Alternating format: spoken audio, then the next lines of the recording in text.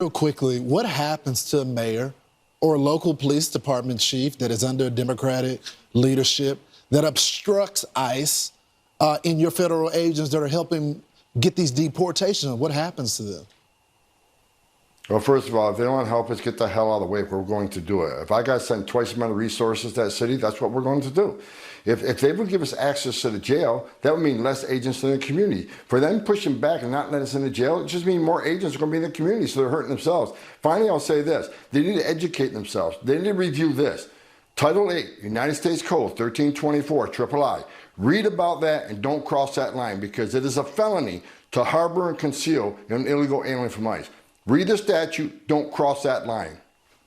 That's a warning from Tom Homan right there. Meanwhile, New Borders, our Tom Homan, has said that he is willing to arrest leaders like yourself for standing in the way of these policies that they want to enact. Would you be willing to go to jail for these things? Yeah, I'm not afraid of that. Boy, oh boy, oh boy, oh boy, oh boy. We got to talk about woke Democrat mayor of Denver, Mike Johnston, who is just one of a few of these Democrat mayors that is on a one-way trip to have a showdown between border czar Tom Homan and President-elect Trump, which is not very smart, right? It's just not a smart thing, okay? It's just not smart to try to take on those two people. But this is what they're promising, okay? Because they want to protect the illegal immigrants in their sanctuary cities, okay? And Mike Johnston is the latest woke mayor to speak out against President Trump and Tom Homan and their plans for mass deportations. And this guy basically claimed that he will use the police against federal forces, which could include the military, because Trump has said that, hey, I'm going to use the military to conduct mass deportation. So again, we're not talking about just federal agents, okay, or federal officers. We're talking about potentially the military as well, too. Full-blown Civil War scenario here. Mike Johnston said, yeah, I will use the police against them to protect the illegal immigrants. And then the mayor of Denver, Mike Johnston, is saying, we're going to maintain our sanctuary city status, and we're not going to put up with mass deportations from Donald Trump in January. Illegals are allowed to stay here, and we will protect them. Look at this clown. He says this: more than us having Denver Police Department stationed at the county line to keep them out, you would have 50,000 Denverites there.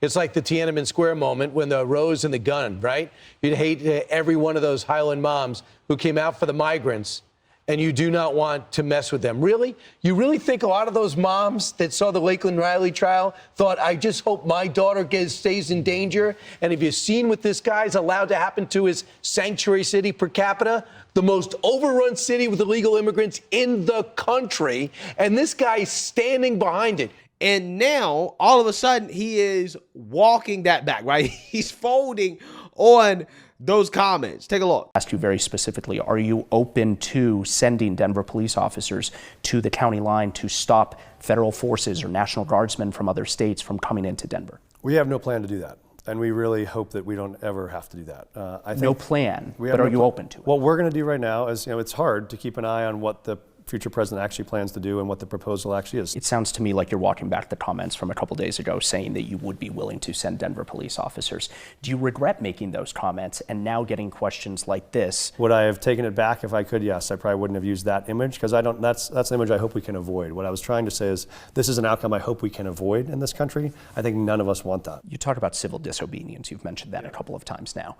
Would you be willing to participate in those as the mayor of Denver? Would you be willing to go out and protest these things? I would. If I believe that our residents are having their rights violated, if I think things are happening that are illegal or immoral or un-American in our city, I would certainly protest it, and I would expect other residents would do the same. Trump's New Borders, our Tom Homan, has said that he is willing to arrest leaders like yourself for standing in the way of these policies that they want to enact.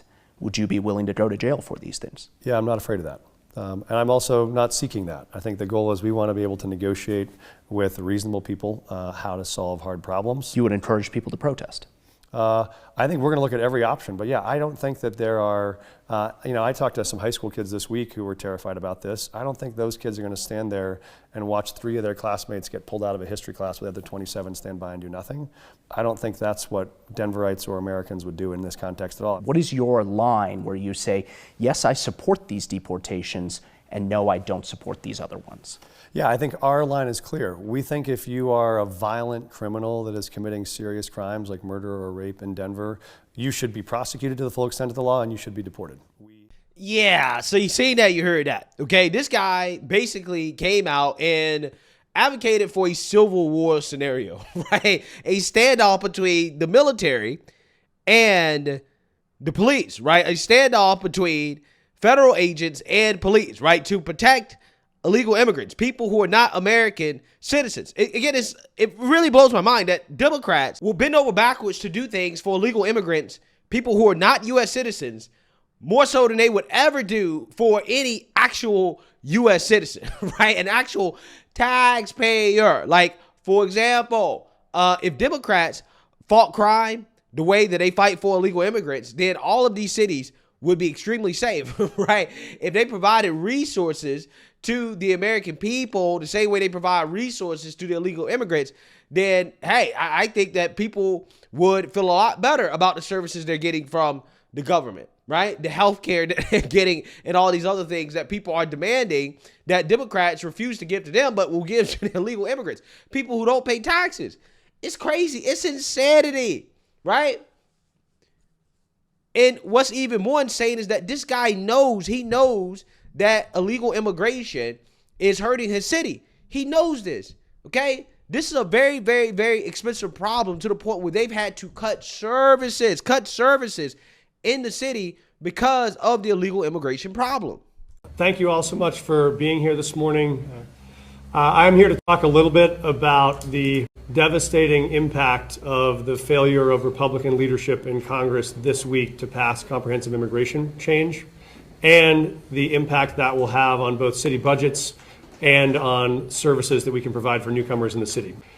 The second is we will start to have to greenlight a set of hard decisions about budget reductions across the city to meet those costs that we know will continue to arrive. We want to talk about 2 of those today. While they're the first steps, they unfortunately will not be the last and may not be the hardest. This is a plan for shared sacrifice. And so in terms of our first step on city cuts, we are announcing today we will make some changes both to our services at DMV and to our services on Parks and Rec. At what point does your city reach its breaking point? Yeah, I think our city is very close to its breaking point now, and we've been talking to leaders in D.C. around the country about why we needed to take action here. I think we have successfully welcomed almost 40,000 migrants in the last year, and we know what it takes to do this successfully. We just need that help, and the things we need are, yes, we need federal dollars, but the most important thing is we need, work authorization for folks when they arrive, and we need those resources at the border so you can add more security at the border.